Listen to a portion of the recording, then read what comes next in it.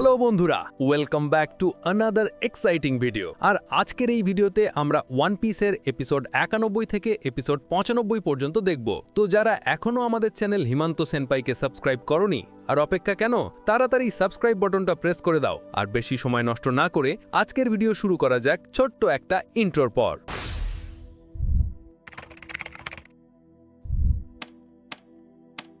তো এপিসোডের শুরুতেই আমরা চপারকে দেখতে পাই। সে গোয়িং মেরি জাহাজের এক কোনায় খুব মন খারাপ করে বসে আছে, আর তার পুরনো বাড়ি ড্রাম কিংডমের দিকে এক দৃষ্টে তাকিয়ে আছে। বাকি স্ট্র হ্যাটরা নিজেদের মধ্যে বলাবলি করছিল, চপার ঠিক আছে তো? নামি তখন বলে, চপার তো এইমাত্র ওর ডক্টরকে গুড বাই বলে এসছে, ওর তো একটু সময় লাগবেই, ওকে ওর মতো থাকতে দাও। এর পরের দিনই দেখা যায় যে লুফি, উসব, সানজি, আমাদের এই পাগল ক্রুরা সবাই মিলে পার্টি শুরু করে দিয়েছে। উসব মজা করে বলে, এই চেরি ব্লসমগুলোকে তো পার্টির লাইট বলে মনে হচ্ছে।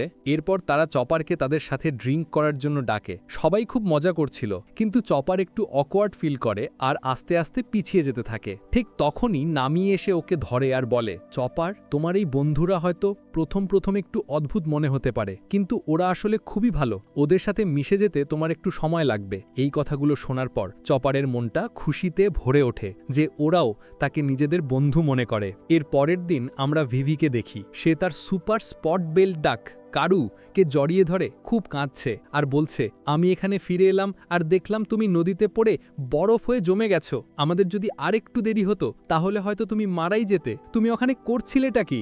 জোরো তখন তার স্বভাব মতো মজা করে বলে, এই পাখিটা খুবই অলস, মনে হয় পা পিছলে পড়ে গিয়েছিল।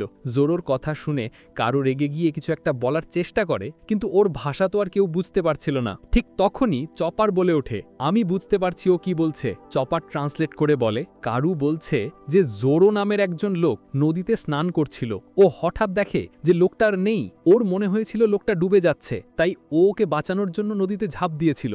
এইটা শোনার পরই নামে গিয়ে জোরোকে সপাটে এক ঘা মারে আর বলে, এসব তোমার জন্য হয়েছে, বুঝেছো? এর পরের সিনে সবাই চপারের খুব প্রশংসা করতে থাকে। নামি বলে, চপার, তোমার মেডিকেল স্কিল ছাড়াও তুমি সব পশু পাখিদের সাথে কথা বলতে পারো, এটা তো একটা অসাধারণ ক্ষমতা, ইউ আর ট্রুলি অ্যামেজিং। সবার প্রশংসা শুনে চপার একদম লাল হয়ে যায়, কিন্তু মুখে ভাব দেখিয়ে বলে, আমি একদমই খুশি হইনি। তোমাদের কি মনে হয় তোমাদের প্রশংসা শুনে আমি খুশি হয়ে যাব?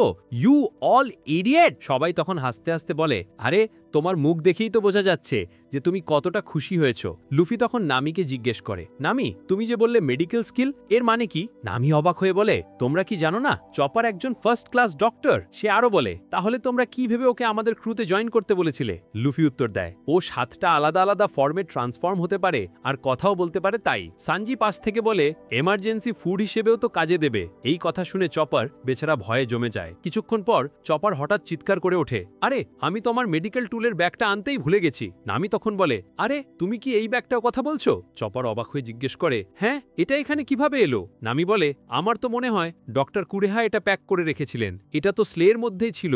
এটা শোনার পর চপার বুঝতে পারে যে ডক্টর কুরেহা জানতেন যে সে চলে যাবে, তাই তিনিই তার জন্য ব্যাগটা গুছিয়ে রেখেছিলেন। ডক্টরিনের কথা ভাবতে ভাবতে চপার খুব ইমোশনাল হয়ে পড়ে। নামিও মনে মনে বলে, ডক্টর কুরেহা সত্যি একজন দয়ালু মানুষ। যখন ওরা সবাই এই সেন্টিমেন্টাল মোমেন্টের মধ্যে ছিল, তখন বাকি স্ট্র হ্যাটরা পার্টি করছিল আর চিৎকার করছিল। নামি রেগে গিয়ে বলে, তোমরা কি একটুও চুপ থাকতে পারো না?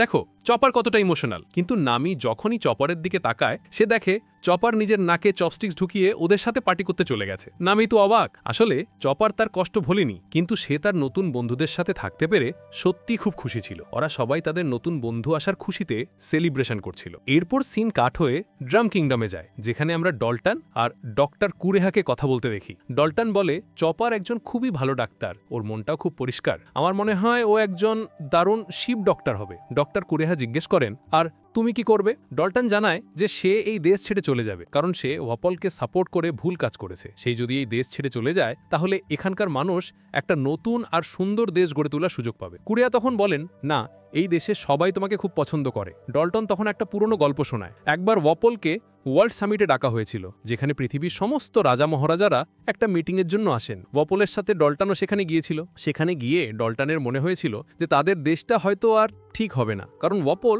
একজন খুবই খারাপ রাজা। সেখানে ডল্টনের আলাপ হয় অ্যালাবাস্টা কিংডমের রাজা নেফারতারি কোবরার সাথে। কোবরাকে দেখে ডল্টন ভাবে যে অ্যালাবাস্টার রাজা কতটা দয়ালু আর বুদ্ধিমান। এটা ভেবে তার নিজের রাজার জন্য একটু খারাপও লাগে। এরপর মিটিংয়ের সিন দেখানো হয় যেখানে রেভলিউশনারি ড্রাগনকে নিয়ে আলোচনা চলছিল, কিন্তু ওয়াপল সেই গুরুত্বপূর্ণ আলোচনায় মন না দিয়ে হাই তুলছিল। তার এই ব্যবহার দেখে অ্যালাবাস্টার রাজা কোবরা তার ওপর রেগে যান আর তাকে অনেক কথা শোনান। মিটিং শেষ হওয়ার পর ওয়াপলের মেজাজ খুব খারাপ ছিল। নিজের চেম্বারে ফিরে যাওয়ার সময় সে রাস্তায় কোবরার মেয়ে অর্থাৎ প্রিন্সেস ভিভিকে দেখতে পায়। ভিভিকে দেখে তার মাথায় একটা শয়তানি বুদ্ধি আসে এবং সে গিয়ে সজোরে ভিভিকে একটা চড় মারে। ভিভি বেচারি মাটিতে পড়ে যায়। ভিভির সাথে থাকা ইগারম রেগে গিয়ে বলে, আমি তোমাকে মেরে ফেলবো, কিন্তু ভিভি তাকে থামিয়ে দেয়। ওয়াপল নির্লজ্জের মতো বলে, আমার হাত পিছলে গিয়েছিল। ভিভি তখন উল্টে ওয়াপলকে সরি বলে। এটা দেখার পর ওয়াপলের মেজাজ আরও খারাপ হয়ে যায় এবং সে সেখান থেকে চলে যায়। এরপর দেখানো হয় ভিভি এক কোনায় গিয়ে খুব কাঁদছে আর বলছে যে তার খুব ব্যথা করছে। ইগারাম তাকে বোঝায় যে সে খুব ভালো কাজ করেছে, কারণ ওয়ার্ল্ড সামিটে যদি সে ঝগড়া করত তাহলে একটা দেশের সাথে আরেকটা দেশের যুদ্ধ শুরু হয়ে যেতে পারত। ডাল্টন দূর থেকেই সবকিছুই শুনছিল। সে ভাবে এত ছোট বয়সে এই বাচ্চা মেয়েটি কতটা সাহসী আর বুদ্ধিমান। এটা ভেবে তার নিজের জন্য খুব লজ্জা হয়। সিন আবার প্রেজেন্ট টাইমে ফিরে আসে। ড্রাম কিংডমে একজন লোক দৌড়ে আসে আর লুফির 30 মিলিয়ন বেরির ওয়ান্টেড পোস্টার দেখিয়ে বলে, দেখো ওই ছেলেটা একজন পাইরেট। এরপর আরেকজন বলে, এক সপ্তাহ ধরে আমাদের শহরে একজন লোক এসেছে, সে ব্ল্যাকবিয়ার্ড নামের একজন পাইরেটকে খুঁজছিল, কিন্তু ব্ল্যাকবিয়ার্ড তো আগেই এখান থেকে চলে গিয়েছিল। আর এখানেই বন্ধুরা ওয়ান পিসের অন্যতম সেরা ক্যারেক্টার পোর্টগাস DH-কে ইন্ট্রোডিউস করা হয়। যারা নারুটো দেখেছ তারা ইতাচির সাথে এই ক্যারেক্টারটাকে কিছুটা কম্পেয়ার করতে পারবে। লোকটা বলতে থাকে, যখন আমরা তাকে বলি যে ব্ল্যাকবিয়ার্ড এখানে নেই, তখন সে আমাদের জিজ্ঞেস করে যে আমরা স্ট্র হ্যাট পরা কোনো পাইরেটকে দেখেছি কিনা। আমরা না বলায় সে এই ওয়ান্টেড পোস্টারটা আমাদের দেয় আর বলে, যদি তোমরা এই লোকটাকে দেখো তাহলে তাকে একটা মেসেজ দিও যে আমি অ্যালাবাস্টাতে 10 দিন তার জন্য অপেক্ষা করব। আমরা যখন তার নাম জিজ্ঞেস করি সে বলে তার নাম এইস। ভাই, এই ক্যারেক্টার সম্পর্কে আপনাদের একটু সাবধান করে দেই, এই ক্যারেক্টারের সাথে খুব একটা কানেক্ট হইও না, পরে কাঁদতে হবে। অন্যদিকে ডক্টর কুরেহা গোল্ড ডি রজারের একটা ছবি দেখছিলেন আর ডাল্টনকে জিজ্ঞেস করেন, তুমি কি গোল্ড রজারকে চেনো? ডাল্টন বলে, হ্যাঁ, pirate king Gold Roger. Kureha তখন হাসতে হাসতে মনে মনে বলেন, the will of D is still alive. বন্ধুরা, এই লাইনটা ওয়ান পিসের ফিউচার স্টোরির জন্য অনেক বড় একটা ইঙ্গিত ছিল। তো এই উইল অফ ডি সম্পর্কে তোমাদের বোঝানোর জন্য একটা শর্ট ভিডিও বানিয়ে দিব, দেখে নিও। এরপর সিন চলে যায় গোয়িং মেরিতে। ভিভি বাকিদের শিচিবুকাই বা 7 ওয়ার্ল্ডস অফ দ্য সিদের ব্যাপারে এক্সপ্লেন করছিল। সে বলে, ওয়ার্ল্ডসরা হলো এমন পাইরেট যাদেরকে গভর্নমেন্ট কিচ্ছু বলে না, কারণ তারা গভর্নমেন্টের হয়ে কাজ করে আর অন্য পাইরেটদের ধরে গভর্নমেন্টের হাতে তুলে দেয়। আর তোমাদের যদি শিচিবুকাই বা 7 ওয়ার্ল্ডস অফ দ্য সিদের ব্যাপারে জানতে ইচ্ছা হয় তো আমার এই ভিডিওটা দেখতে পারো, কারণ আমি এই ভিডিওতে 7 ওয়ার্ল্ডস অফ দ্য সি এর ব্যাপারে সব এক্সপ্লেন করে রেখেছি, শুধু তোমাদের যেন বুঝতে সুবিধা হয়। তো তোমরা যদি একটু সাপোর্ট না দেখাও তাহলে কিভাবে হবে? এর পরের সিনে আমরা মিস্টার 2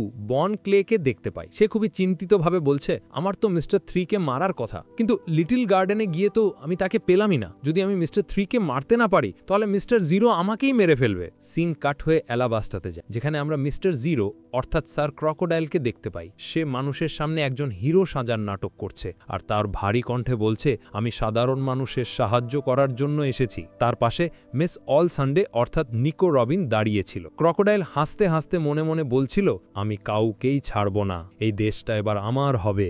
এরপর আমরা আলাবাস্তার একটি শহর দেখতে পাই যেখানে বেশ কিছু জলদস্যু হামলা করেছে। তারা জানতে পেরেছে যে দেশে রাজার বিরুদ্ধে বিদ্রোহ চলছে আর এই সুযোগের ফায়দা তুলে তারা সাধারণ মানুষের ওপর অত্যাচার করছে, তাদের খাবার কেড়ে নিচ্ছে এবং তাদের মারধর করছে। ঠিক তখনই একজন মহিলা বিল্ডিংয়ের ওপর দাঁড়িয়ে থাকা একজনকে দেখে চিৎকার করে ওঠে, আরে ওই তো ক্রোকোডাইল, ক্রোকোডাইল আমাদের বাঁচাতে এসেছে। এই কথা শোনার পর শহরের সমস্ত লোক চিৎকার শুরু করে, ক্রোকোডাইল আমাদের গার্ডিয়ান এঞ্জেল, ক্রোকোডাইল আমাদের বাঁচাবে।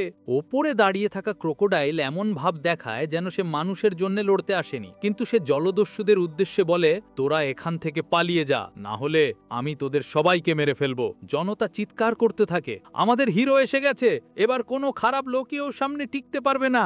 নিচে থাকা জলদস্যুরা বলে, তুই একা আর আমরা এতজন, তুই কি করবি? তুই তো গভর্নমেন্টের পোশাক কুত্তা ছাড়া আর কিছুই নস। ক্রোকোডাইল শান্তভাবে তার ভারী কণ্ঠে বলে, তোমাদের মধ্যে যারা মরতে চাও না তারা এখান থেকে চলে যাও। কিন্তু জলদস্যুরা তার ওপর ঝাঁপিয়ে পড়ে এবং নিজেদের তলোয়ার তার শরীরের বিভিন্ন জায়গায় ঢুকিয়ে দেয়। তারা উল্লাস করে বলে, দেখেছিস, আমরা একজন একজন ওয়ারলর্ডকে মেরে ফেলেছি। কিন্তু পরক্ষণেই তারা বুঝতে পারে যে তারা নিজেদের তলোয়ার আর বের করতে পারছে না। ক্রোকোডাইল তার ডেভিল ফ্রুটের ক্ষমতা ব্যবহার করছিল। এরপর ক্রোকোডাইল তার হাত ওপরে তোলে আর তার স্যান্ড ফ্রুটের পাওয়ার ব্যবহার করে একটি বিশাল বালির ঘূর্ণিঝড় তৈরি করে। কিছুক্ষণ পর যখন সেই ঘূর্ণিঝড় থেমে যায়, দেখা যায় যে আশেপাশের সমস্ত জলদস্যু মরে পড়ে আছে। তাদের শরীর এমনভাবে শুকিয়ে গিয়েছিল যেন তাদের শরীরে এক ফোঁটাও রক্ত বা জল নেই। এটাই হলো ক্রোকোডাইলের ক্ষমতা। সে যার শরীরেই হাত দেয় তার শরীর থেকে সমস্ত জলীয় পদার্থ শুষে নিতে পারে। শহরের লোকেরা যখন দেখে যে ক্রোকোডাইল সব জলদস্যুকে মেরে ফেলেছে,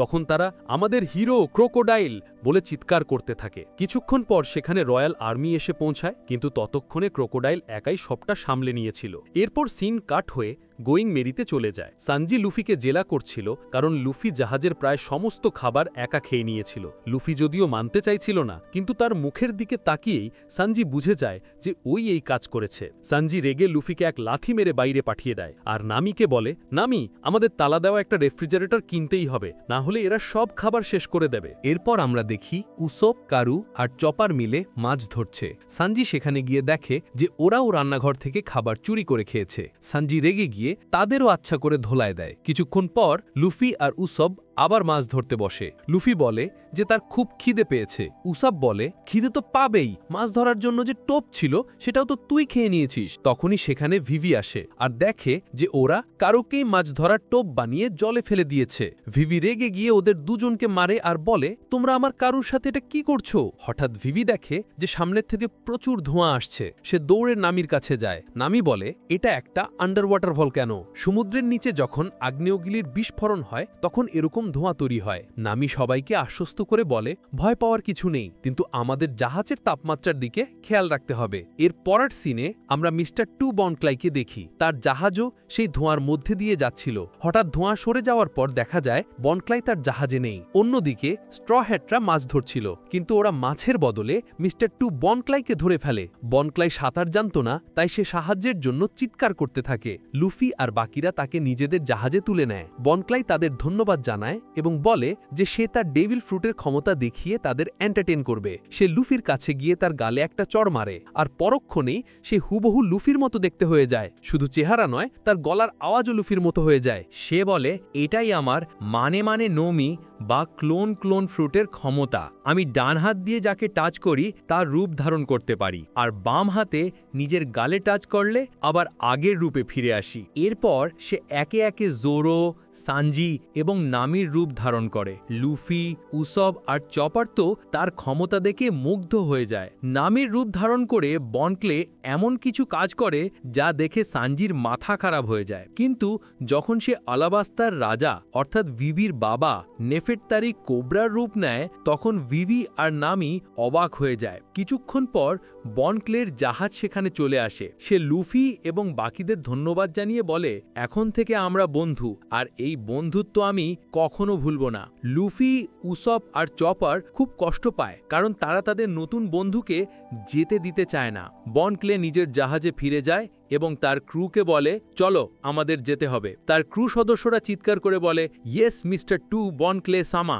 মিস্টার টু এই নামটা শোনার পরেই জাহাজের সবাই চমকে ওঠে। ভিভি বলে, আমি মিস্টার টুকে আগে কখনো দেখিনি, কিন্তু আমি শুনেছি যে তার কোটের পেছনে বনক্লে লেখা থাকে আর সে একজন ব্যালেরিনার ডান্সারের মতো হাঁটে। লুফি বলে, তোমার তো এটা খেয়াল করা উচিত ছিল। তখন ভিভি খুব চিন্তিত হয়ে বলে, ও আমার বাবার চেহারা নকল করতে পারে। ও যদি বাবার রূপ ধরে কোনো ভুল কাজ করে তাহলে দেশে অনেক বড় সমস্যা তৈরি হয়ে যাবে। সবাই এই নিয়ে টেনশনে পড়ে যায়। জোরো তখন সবাইকে শান্ত হতে বলে আর বলে, টেনশন করার কিছু নেই, বরঞ্চ এটা আমাদের জন্য একটা অ্যাডভান্টেজ। আমরা এখন জানি যে মিস্টার টু দেখতে কেমন আর তার ক্ষমতা কি। আমরা এই নলেজকে আমাদের সুবিধার জন্য ব্যবহার করতে পারবো। এর পরের সিনে আমরা দেখি একটা বিশাল সিক্যাট মনস্টার তাদের জাহাজের দিকে এগিয়ে আসছে। লুফি, জরো আর সানজি তো ওটাকে রান্না করে খাওয়ার জন্য তৈরি হয়ে যায়, কিন্তু ভিভি এসে তাদের তিনজনকে মারে আর বলে যে অ্যালাবাস্টাতে সিক্যাটকে ভগবান হিসেবে পুজো করা হয়, ওদের খাওয়া যায় না। সে আরও বলে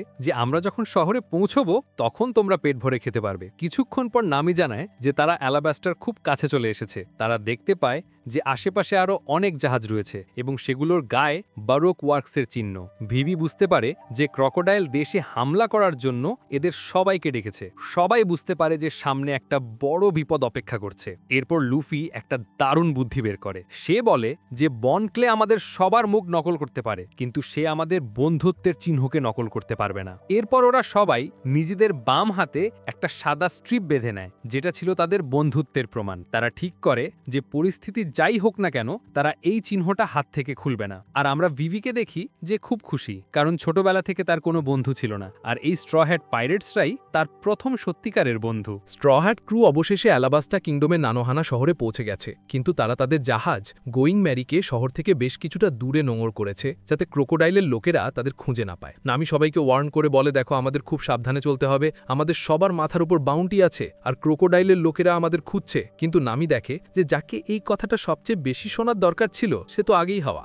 হ্যাঁ বন্ধুরা, আমাদের ক্যাপ্টেন লুফি তো খাবারের খোঁজে আগেই শহরের দিকে দৌড় দিয়ে দিয়েছে। এর পরের সিনে আমরা প্রিন্সেস ভিভিকে দেখি। সে বলে, আমি আর কারু তোমাদের সাথে শহরে যেতে পারবো না, ওখানকার সবাই আমাদের চিনে ফেলবে আর তাতে তোমাদেরও বিপদ হতে পারে। সবাই ভিভির কথা মেনে নেয়। ঠিক তখনই উসপ লক্ষ্য করে যে তাদের জাহাজের পাশে আরও একটা জাহাজ দাঁড়িয়ে আছে। ওটা কি মিস্টার 3 এর? সবাই একটু অবাক হয়ে যায়। তখন উসপ তার গ্রেট প্ল্যান শেয়ার করে। সবাই চাদর দিয়ে নিজেদের ভালো করে ঢেকে শহরে যাবে, যাতে কেউ চিনতে না পারে। সানজি আর চপারকে নিয়ে চিন্তা নেই, কারণ ওদের মুখ বারুক ওয়ার্কসের কেউ চেনে না। প্ল্যান অনুযায়ী সবাই সাবধানে একটা নিরাপদ জায়গায় পৌঁছে যায়। এর পরের সিনে আমরা দেখি ভিভি খুব টেনশনে আছে। জোরো তাকে জিজ্ঞেস করে, তুমি বলেছিলে রেবেল আর্মিকে থামানোর জন্য তোমার কাছে একটা প্ল্যান আছে, কি সেই প্ল্যান? আমাদের কি করতে হবে? ভিভি বলে, আমার প্ল্যান তো এটাই ছিল যে তোমরা আমাকে অ্যালাবাস্তাতে ছেড়ে দেবে, কিন্তু তোমরা এখনো আমার সাহায্য করতে চাও। নামি তখন এগিয়ে এসে বলে, ভিভি তুমি আমাদের বন্ধু, এটা কখনো ভুলো না, আমরা তোমাকে সাহায্য করব। আর তাছাড়া যদি এই দেশটাই শেষ হয়ে যায় তাহলে আমাদের টাকাটা কে দেবে? এই টাকার কথা শুনে জোরো বলে, নামি তুমি নরকে যাবে? নামি উত্তর দেয়, হ্যাঁ জানি, কিন্তু তুমিও কিন্তু আমার 4 লক্ষ বেরিয়ে এখনো ফেরত দাওনি।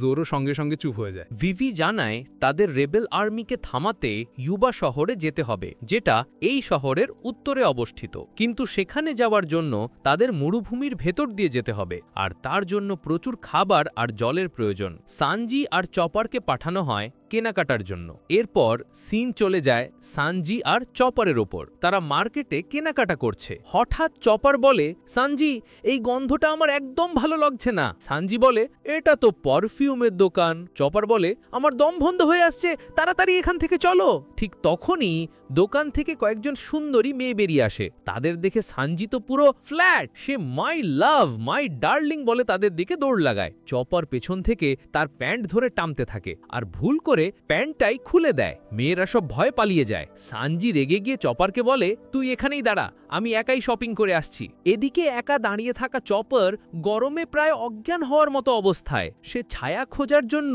পাশে রাখা একটা গাড়ির ভেতরে ঢুকে ঘুমিয়ে পড়ে, কিন্তু সে জানতো না যে গাড়িটা আসলে রেবেল আর্মির অস্ত্রশস্ত্র নিয়ে যাচ্ছিল। গাড়িটা তাকে নিয়েই চলে যায়। অন্যদিকে সিন কাট হয়ে লুফির ওপর যায়, যে মরুভূমির মাঝে কমপ্লিটলি হারিয়ে গেছে। সে খাবারের জন্য একটা রেস্টুরেন্ট খুঁজছিল। হঠাৎ সে দূরে একটু ধোঁয়া দেখতে পায় আর ভাবে ধোঁয়া মানে সেখানে রান্না হচ্ছে, আর রান্না মানেই খাবার। এই ভেবে সে দৌড়তে শুরু করে। সেখানে পৌঁছে লুফি দেখে একটা ছোট্ট বাড়ি, ভেতরে একজন বৃদ্ধ লোক চুপচাপ বসে আছে। লুফি এক বোতল জল চাইলেও তাতে জল ছিল না। এরপর তার নজর পড়ে কয়েকটা বস্তার উপর, যেগুলোর ভেতরে সবুজ রঙের পাউডার ছিল। লুফি ভাবে এটা হয়তো খাওয়ার কিছু হবে। সে একটু টেস্ট করে আর বলে, ইয়াক, কি বিশ্রী স্বাদ। রেগে গিয়ে সে সব কটা বস্তা চুল্লির আগুনে ফেলে দেয়। আর তারপরেই ঘটে এক আশ্চর্য ঘটনা। চুল্লি থেকে সবুজ ধোঁয়া বেরিয়ে আকাশে মিলিয়ে যায়, আর দেখতে দেখতে মেঘ জমে ওঠে এবং মরুভূমিতে ঝমঝম করে বৃষ্টি নামতে শুরু করে। বৃদ্ধ লোকটি বেরিয়ে এসে চিৎকার করে বলে, তুমি এটা কি করলে? আমার ডান্স পাউডার, আমার সব স্বপ্ন তুমি পুড়িয়ে দিলে। লুফি বলে, সরি, আমি তো জানতাম না। বৃদ্ধটি কেঁদে কেঁদে বলে, এই পাউডার সরকার ব্যান করে দিয়েছে, এটা দিয়ে কৃত্রিমভাবে বৃষ্টি নামানো যায়। লুফি তখন ভাবে, তার মানে এই লোকটি একজন খারাপ মানুষ। এরপর সিন কাট হয় চপারের উপর। সে বুঝতে পারে যে সে রেবেল আর্মির গাড়িতে ফেসে গেছে, কিন্তু ঠিক তখনই একটা উটের সাহায্যে সে গাড়ি থেকে পালিয়ে যেতে সক্ষম হয়। উটটি তাকে বলে, আমি কুল, তাই তোমায় সাহায্য করলাম। সিন আবার লুফির কাছে ফিরে আসে। বৃদ্ধটি তাকে ড্যান্স পাউডারের কার্যকারিতা বোঝানোর চেষ্টা করে, কিন্তু লুফি কিছুই বুঝতে পারে না। সে শুধু বলে, তার মানে এটা একটা মিস্ট্রি পাউডার। লুফি বোর হয়ে বলে, আমার খুব খিদে পেয়েছে, আমি নানোহানা শহরে যাচ্ছি। বৃদ্ধটি তাকে অনুরোধ করে, দয়া করে এই পাউডারের কথা কাউকে বলো না। লুফি তার লাঞ্চ বক্সের বিনিময়ে রাজি হয়ে যায়, আর আর যাওয়ার সময় বলে আমি পুলিশকে কিছু বলবো না, কারণ আমি নিজেই একজন পাইরেট। এটা শুনে বৃদ্ধটি অবাক হয়ে যায়। এর পরের সিনে আমরা বাকিদের দেখি। সানজি সবার জন্য নতুন পোশাক নিয়ে এসেছে।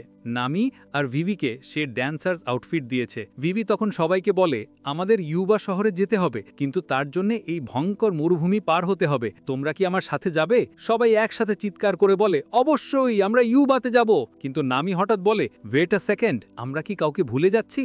আর ঠিক তখনই সিন কাট হয়। আমরা দেখি লুফি মরুভূমির মাঝখানে একা বসে সেই বৃদ্ধের দেওয়া খাবার খাচ্ছে আর বলছে বাহ, এই খাবারটা তো দারুণ টেস্টি। তো এরপর আমরা এসকে দেখি। সে অ্যালাবাস্টার একটা মার্কেটে ঘুরছিল। একজন দোকানদার তাকে একটা সোনার আপেল দেখিয়ে বলে এই আপেলটা একটা রহস্যময় জঙ্গল থেকে আনা হয়েছে, এটা খেলে তুমি 1000 বছর বাঁচবে।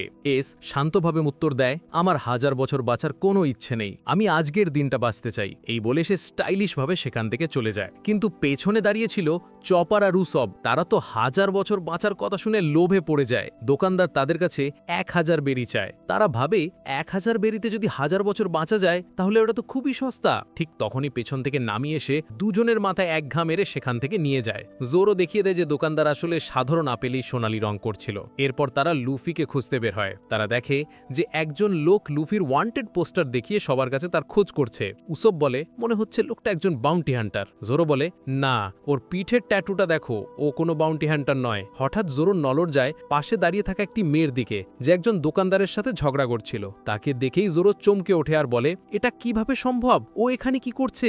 নামি জিজ্ঞেস করে কি হয়েছে জোরো? জোরো বলে ওর নাম টাশিগি আর ওর সাথে রয়েছে ক্যাপ্টেন স্মোকার। হ্যাঁ বন্ধুরা, স্মোকার আর টাশিগি যারা লোকটাউনের লুফিকে প্রায় ধরে ফেলেছিল, তারা এখন অ্যালাবাস্টাতে। স্মোকার টাশিগিকে বলছে সাবধানে থেকো, আমি শুনেছি স্ট্র হ্যাট পাইরেটস এখানে এসেছে, আমাদের যে কোনো মূল্যে ওদের ধরতে হবে। জোরো বলে আমাদের তাড়াতাড়ি সবাইকে নিয়ে এখান থেকে পালাতে হবে, কিন্তু আমাদের গাধা ক্যাপ্টেনটা গেল কোথায়? সিন কাট হয়ে লুফির ওপর যায়। সে বেচারা মরুভূমিতে একা একা ঘুরছে আর খিদে তেষ্টায় প্রায় মরে যাচ্ছে। অনেকক্ষণ হাঁটার পর অবশেষে সে নানোহানা শহরটা দেখতে পায় আর খানা আমি আসছি বলে দৌড়াতে শুরু করে। এর পরের সিনে আমরা শহরের একটা রেস্টুরেন্ট দেখি যেখানে প্রচুর ভিড় জমেছে। শোনা যায় একজন লোক নাকি খেতে খেতে মারা গেছে। সবাই অবাক হয়ে দেখতে যায়। সেখানে গিয়ে দেখা যায় এইস একটা চেয়ারে মরে পড়ে আছে। আসলে সে একটা পয়জন বেরি খেয়ে ফেলেছিল। কিন্তু পরক্ষণেই এস আবার বেঁচে ওঠে আর বলে আমার চারপাশে এত ভিড় কেন?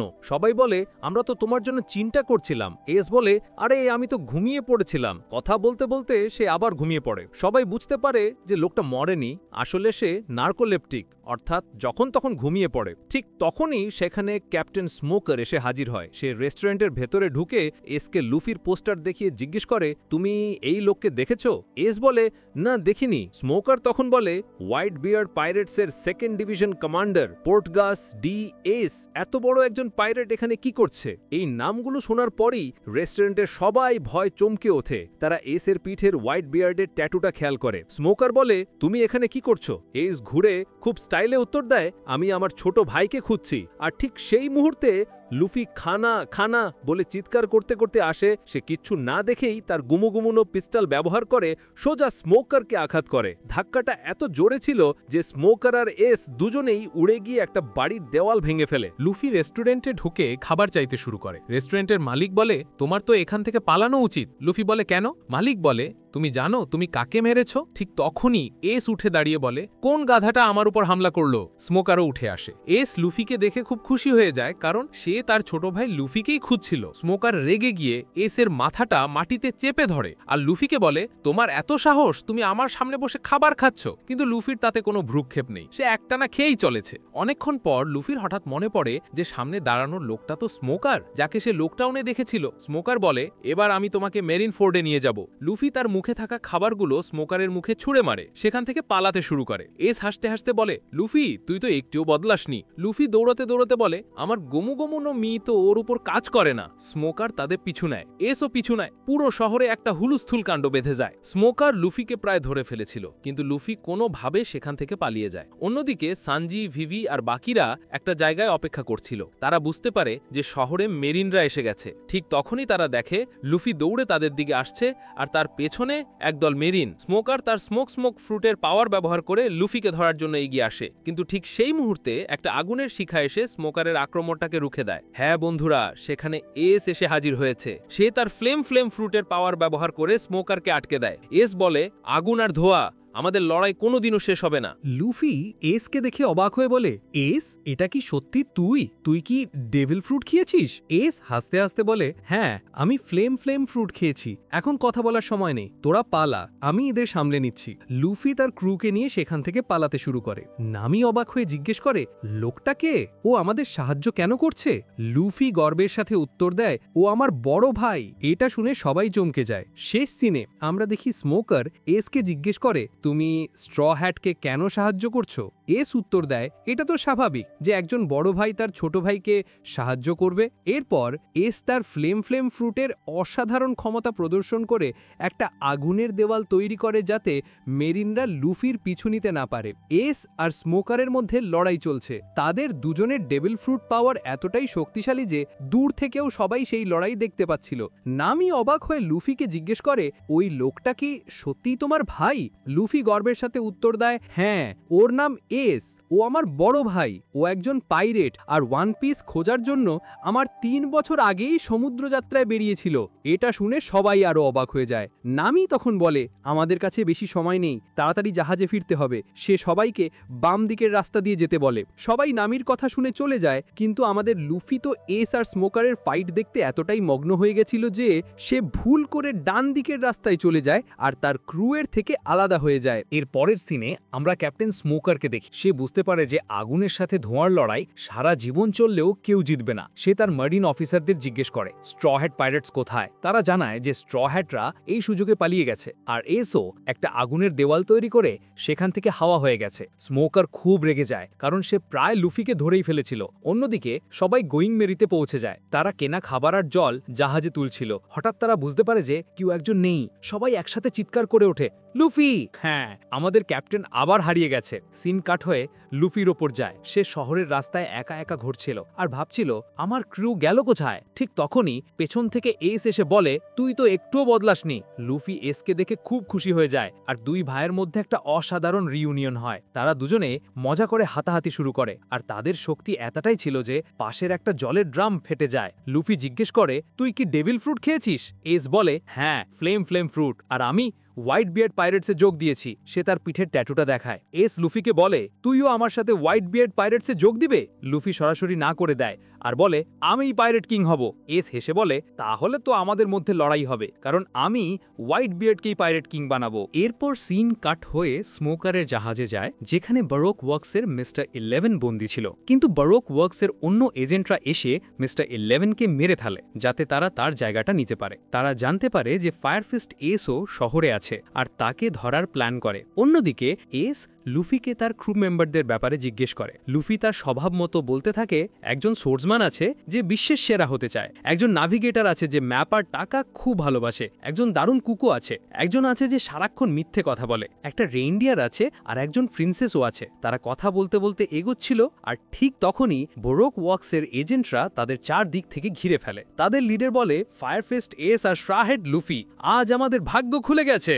কিন্তু এস আর লুফি তাদের একদম পাত্তা না দিয়ে পাশ কাটিয়ে চলে যেতে থাকে। এজেন্টরা রেগে গিয়ে তাদের ওপর হামলা করে, কিন্তু তারা দুজনের একটা চুলও ছুঁতে পারে না। লুফি তার গোমোগমন ও স্রুটের পাওয়ার ব্যবহার করে সবাইকে এদিক ওদিক ফেলে দেয়। এস তো একটা তলোয়ার শুধু দুটো আঙুল দিয়ে আটকে দেয়, আর তারপরেই লুফি তার গোমোগমন ও বজুকা আর এস তার ফায়ারফিস্ট ব্যবহার করে লিডারকে এতটাই জোরে মারে যে সে উড়ে গিয়ে শহরের বাইরে পড়ে যায়। বাকি এজেন্টরা তো ভয়ে সেখানেই জমে যায়। এরপর এস আর লুফি গোয়িং অ্যারিকে খুঁজতে থাকে। অবশেষে তারা জাহাজটা দেখতে পায়। লুফি তার গোমোগমন রকেট ব্যবহার করে সোজা জাহাজে গিয়ে ল্যান্ড করে আর সোজা গিয়ে সানজিয়া চপারের উপর পড়ে। সবাই লুফিকে ফিরে পেয়ে খুব খুশি হয়। লুফি বলে, এস তো ওখানেই রয়ে গেল। উসব বলে, ও একা নিজেকে সামলাতে পারবে তো? লুফি হাসতে হাসতে বলে, ও খুব শক্তিশালী। ছোটবেলায় আমার কাছে ডেভিল ফ্রুট পাওয়ার থাকা সত্ত্বেও আমি ওকে একবারও হারাতে পারিনি। নামি অবাক হয়ে বলে, তার মানে ও ডেভিল ফ্রুট ছাড়াই তোমাকে হারাতো? লুফি বলে, হ্যাঁ, কিন্তু এখন যদি ফাইট হয় তাহলে আমিই জিতব।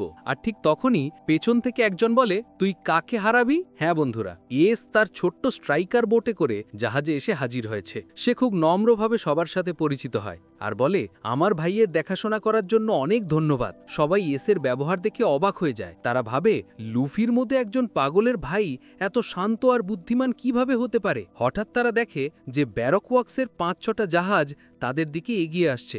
এস বলে, দাঁড়াও, আমি ওদের সামলে নিচ্ছি। এই বলে সে তার ছোট্ট বোটটা নিয়ে একাই জাহাজগুলোর দিকে এগিয়ে যায়। জোরো বলে, চলো দেখি হোয়াইট বিয়ার্ড পাইরেটসের 2nd ডিভিশন কমান্ডারের ক্ষমতা কতটা। এস তার ফ্লেম ফ্রুটের পাওয়ার ব্যবহার করে একটা বিশাল আগুনের গোলা তৈরি করে আর বলে, ফায়ার ফেস্ট। তার এক অ্যাটাকে 5-5টা জাহাজ জ্বলে পুড়ে ছাই হয়ে যায়। স্ট্রহেড কিওয়ের তো চোয়াল ঝুলে পড়ে। তারা এসের অনেক শক্তি দেখে পুরো স্তব্ধ হয়ে যায়। এপিসোডের শেষে এস জানায় যে সে লুফিদের সাথে যাচ্ছে না, সে ব্ল্যাকবিয়ার্ড নামের একজন লোককে খুঁজছে। চপার বলে, ব্ল্যাকবিয়ার্ড, এই নামটা তো ড্রাম কিংডমেও শুনেছিলাম। এস বলে, ব্ল্যাকবিয়ার্ড আমার ডিভিশনের একজন সদস্য ছিল, কিন্তু সে নিজের ক্রুমেটকে খুন করার মতো জঘন্য পাপ করেছে। আমি ওর কমান্ডার, তাই ওকে শাস্তি দেওয়া আমার দায়িত্ব।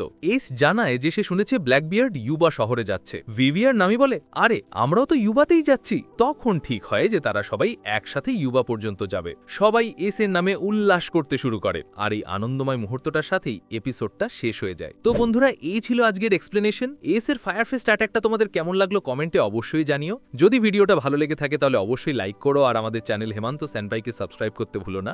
আনটিল দেন দেখা হবে পরের ভিডিওতে। ততক্ষণ stay safe and stay tune. আর হ্যাঁ, সাবস্ক্রাইব করতে ভুলবে না। টাটা।